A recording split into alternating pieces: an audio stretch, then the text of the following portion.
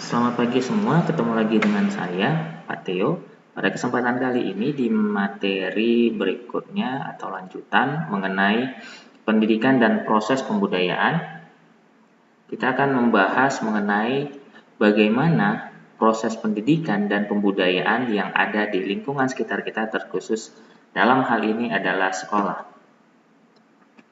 Oke, apa sih itu pendidikan dan apa sih itu pembudayaan? Nah, pendidikan dan kebudayaan itu sendiri sebenarnya memiliki hubungan yang sangat erat. Dalam arti keduanya ini berkenaan dengan suatu hal yang sama, yaitu nilai atau value. Nah, pada nilai-nilai atau value tersebut ada konteks kebudayaan dan pendidikan di dalamnya, di mana masyarakat diajarkan suatu hal, suatu norma, suatu kebiasaan agar mereka dapat hidup sesuai dengan kebudayaan mereka masing-masing. Nah, dalam konteks ini, kebudayaan dan pendidikan itu memiliki peranan dalam agen pengajaran. Dalam hal ini, nilai-nilai budaya dan pendidikan yang berlangsung adalah suatu proses pembentukan kualitas manusia sesuai dengan kodrat budaya yang dimiliki. Nah, jadi dengan pendidikan, dengan kebudayaan, kita berharap manusia dewasa ini dapat mengikuti hidup sesuai dengan kebudayaan dan tingkat pendidikannya masing-masing. Nah, di dalam prosesnya, pembudayaan tersebut memiliki pengertian sebagai penemuan yang bersifat langsung ataupun tidak langsung.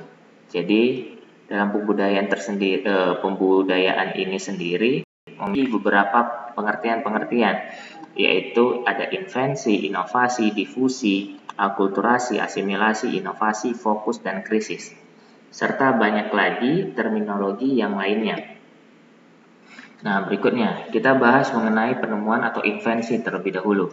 Menurut Karsidi, jadi dalam bukunya yang berjudul Penemuan atau Invensi merupakan proses terpenting dalam pertumbuhan dan kebudayaan.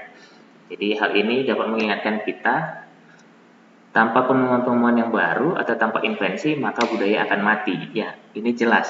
Jadi jika kita tidak mengimbangi proses perkembangan kebudayaan dengan penemuan-penemuan yang baru, maka budaya tersebut akan mati. Jadi cakupan dalam invensi ini ada dua. Yang pertama menyangkut material dan sosial. Nah, berikutnya kita bahas difusi. Nah, difusi sendiri ini memiliki arti pembauran atau proses penyebaran unsur-unsur kebudayaan. Nah, baik itu secara individu maupun secara kelompok. Dalam hal ini mungkin bisa terjadi migrasi, transmigrasi, dan seterusnya. Nah, untuk difusi ini sendiri yang dimaksud dengan proses penyebaran unsur-unsur kebudayaan, misalnya ada seorang pekerja, seorang migran dari daerah Pulau A datang ke Pulau B. Jadi kedatangan migran ini untuk bekerja atau untuk mencari penghasilan yang baru di Pulau B, maka dia membawa suatu tradisi, suatu budaya dari pulaunya. Ketika dia tiba di pulau yang dia tuju, maka dia akan mulai berbagi budayanya, mulai berbaur dan mulai menyebarkan unsur-unsur dalam kebudayaannya. Nah, berikutnya ada akulturasi. Jadi akulturasi ini sebenarnya salah satu bentuk dari difusi kebudayaan. Jadi prosesnya ini terjadi pembauran antara budaya antar kelompok atau di dalam kelompok yang besar.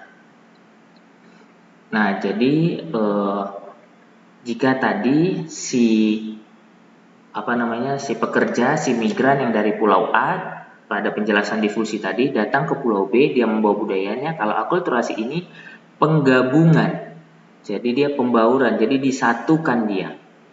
Nah, contoh lain akulturasi ini adalah ketika seorang yang memiliki suku A menikah dengan suku B, ketika mereka menikah, maka unsur kebudayaan mereka bersatu. Jadi terjadilah pembauran antara suku A dan suku B. Nah, pembauran itu kita sebut dengan akulturasi. Oke, penyebab akulturasi kita membagi menjadi dua, internal dan eksternal. Nah, untuk internal sendiri penyebabnya yaitu bersumber dari dalam. Seperti yang kita tahu, internal berarti faktor dari dalam yang terjadi di tengah-tengah masyarakat. Contohnya, jadi dengan bertambahnya jumlah penduduk atau berkurangnya jumlah penduduk yang diakibatkan oleh kematian, kelahiran, atau migrasi. Jadi faktor-faktor terjadinya akulturasi ini karena berada dari dalamnya. Jadi ketika terjadi pertambahan penduduk atau pengurangan penduduk, maka itu akan menyebabkan proses akulturasi terjadi. Nah, kalau dari eksternal, penyebabnya itu yang berasal dari luar masyarakat. Contohnya, masyarakat pendatang. Jadi faktor yang mempengaruhi adalah masyarakat tersebut dapat berubah tatanan kehidupannya akibat dari masuknya suatu kebudayaan dari luar. Nah, berikutnya contoh akulturasi budaya. Ada seni bangunan, seni rupa, sastra, seni tari, dan seterusnya. Ada dampak positif dan negatifnya dari akulturasi tersebut. Yang pertama, dampak positifnya kemajuan teknologi. Jelas, dengan akulturasi, maka teknologi tersebut dapat kita rasakan, baik secara langsung ataupun tidak, termasuk di pola pikir. Jadi dengan akulturasi ini pola pikir masyarakat lebih maju ketimbang akulturasi belum masuk ke tengah-tengah masyarakat. Tingkat hidup lebih baik, jelas, karena banyak pengaruh-pengaruh dari luar yang dapat mempengaruhi dan dapat menciptakan lapangan kerja yang baru. Contohnya, ada banyak proyek-proyek dari pemerintah yang bekerja sama dengan pihak luar, dan itu hampir sebagian besar melibatkan tenaga kerja dari dalam dan dari luar Indonesia sendiri. Nah, dampak negatifnya tentu ada. Yang pertama, jika kita tidak bisa mengcover diri kita terhadap proses akulturasi ini, maka yang terjadi adalah budaya kita akan terpengaruh. Jadi budaya yang ada, yang bersifat individualis itu akan berpengaruh. Jadi kita akan merasa, oke, aku harus bisa belajar secara individu, tidak perlu bantuan orang lain. Terus dampak negatif yang kedua yaitu perubahan budaya. Dari yang budaya sebelumnya kita lakukan sesuai dengan tatanan yang ada, maka akibat akulturasi, maka kita merubahnya secara perlahan. Nah, berikutnya ada asimilasi. Jadi asimilasi ini proses sosial yang terjadi pada berbagai latar belakang kebudayaan atau latar belakang golongan. Sehingga sifat-sifat khasnya, sifat-sifat golongannya, kebudayaannya itu berubah menjadi unsur kebudayaan campuran. Nah, jadi contohnya ini bisa berakibat baik dan buruk pada kelompok-kelompok minoritas ataupun mayoritas, seperti itu.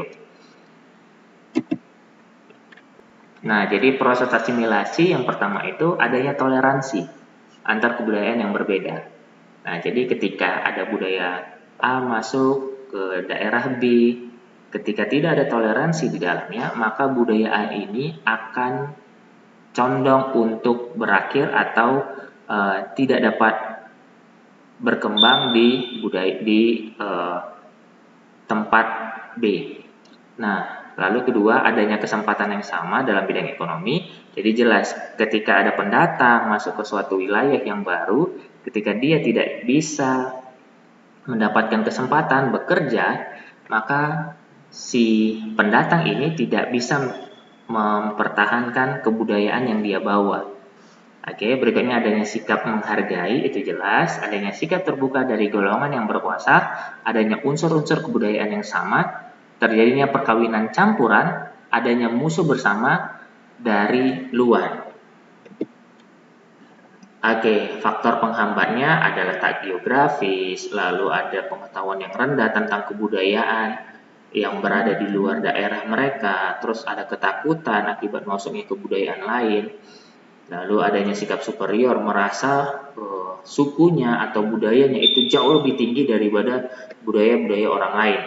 Nah, berikutnya ada perbedaan ciri-ciri, jadi mereka menganggap akibat asimilasi ini maka akan terlihat ciri-ciri yang atau perbedaan yang cukup mencolok. Lalu adanya perbedaan kepentingan. Oke, mengenai inovasi. Nah, inovasi sendiri ini sebenarnya lebih ke arah yang kreatif atau ketepat gunaannya. Jadi dalam masyarakat yang sederhana, relatif mereka tersebut masih tertutup nih dengan inovasi-inovasi atau hal-hal baru yang ditawarkan oleh eh, masyarakat luas. Nah, jadi inovasi ini sendiri sebenarnya didorong oleh kondisi budaya yang memungkinkan. Jadi ini terbuka untuk semua suku, untuk semua ras, dan untuk semua kebudayaan. Nah, ada fokus dan ada krisis. Fokus ini sendiri merupakan kecenderungan di dalam suatu kebudayaan ke arah yang kompleks dan variasi dari lembaga-lembaga serta menekankan pada aspek tertentu. Nah, jadi di sini kebudayaan itu memberikan penekanan kepada suatu aspek tertentu, baik itu dalam bidang teknologi, kesenian, dan lain sebagainya ataupun perdagangan, itu memberikan suatu tekanan tertentu untuk menghadirkan fokus yang tepat. Nah, untuk krisis sendiri, ini konsekuensi atau resiko akibat proses akulturasi budaya. Nah, jadi suatu contoh yang jelas itu adalah proses westernisasi terhadap kebudayaan budaya timur. Jadi proses pembaratan tersebut ini sudah lama kita dengar bahwa ada banyak pendapat orang-orang barat ini akan memberikan akan mengintervensi bangsa-bangsa lain agar budaya-budaya ketimuran tersebut hilang. Nah, ini dia transmini budaya dan perkembangan institusi pendidikan. Nah, jadi setelah kita masuk ke ranah budaya, sekarang kita masuk ke ranah pendidikannya. Jadi untuk mengcover itu semua, untuk menjaga itu semua, budaya-budaya yang kita miliki, yang terpengaruh baik secara langsung ataupun tidak langsung, maka kita butuh institusi pendidikan, dalam hal ini sekolah, terkhusus sekolah dasar, karena ini tingkat awal peserta didik untuk dapat mengenal budayanya, untuk dapat mengenal sukunya, untuk dapat mengenal lingkungannya, dan dapat berlatih untuk dapat memahami kebudayaan mereka masing-masing. Nah, jadi institusi pendidikan itu memiliki peranan penting sebenarnya untuk menjaga, untuk melestarikan sejak dini dan memperkenalkan kebudayaan yang ada di suatu daerah kepada para peserta didik. Oke, implikasi dari pendidikan. Yang pertama itu pendidikan selalu melibatkan adanya interaksi sosial. Nah, jadi kita harus melatih siswa-siswi kita untuk dapat berinteraksi tanpa membedakan budaya, agama, dan ras. Dan mereka harus hidup bersosial tanpa memilih-milih teman. Jadi, ketika mereka bisa melakukan sosialisasi kebudayaan tersebut, hal ini dimulai dari pendidiknya, yaitu guru. Ketika gurunya bisa mengajarkan dengan baik, maka nanti peserta didik dapat melakukannya antar sesama mereka. Lalu yang berikutnya, upaya yang dilakukan dengan sadar dan di dalamnya selalu terkandung pesan. Nah, jadi ketika kita mengajarkan siswa-siswi kita harus memberikan suatu pesan-pesan atau suatu masukan kepada mereka yang berisi tentang tujuan atau tentang anjuran kepada mereka bahwa mereka itu dapat saling mengayomi, dapat saling menghargai apapun perbedaan yang ada di tengah-tengah mereka. Yang ketiga, memungkinkan tercapainya tujuan yang diharapkan dalam dunia pendidikan. Baik itu yang termasuk ke dalam dimensi kognitif, afektif, dan psikomotor. Nah, jadi